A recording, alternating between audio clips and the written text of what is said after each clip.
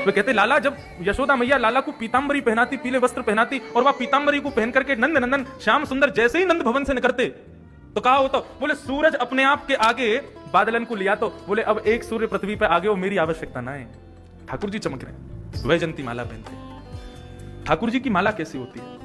हम लोग माला पहनते हैं पेट तक, लेकिन आप श्री जी बाबा के दर्शन कभी श्रीनाथ जी के करो, कभी राधारमन लाल के दर्शन करो, बिहारी जी के दर्शन करो, पूरे अंग पर माला पहनते हैं। मतलब माला का एक छोर चरणों से छुभना चाहिए ठाकुर जी।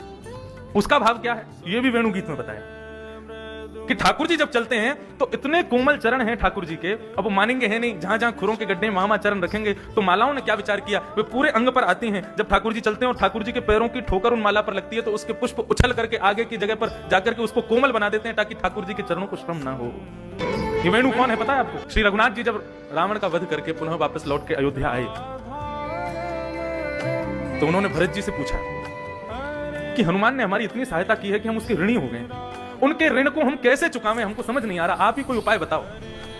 भरत जी महाराज बोले 14 वर्ष तक आप वन में थे तो हमारे प्रत्येक प्रश्न का उत्तर आपकी चरण पादुकाओं ने दिया। हमारे लिए प्रथम पूज्य आपके चरणार बिंदों की पादुका हैं, तो हे रघुनाथ जी आपके संशय को भी पादुका ही दूर करेंगी, आप जाकर के उनसे आज्ञा लो।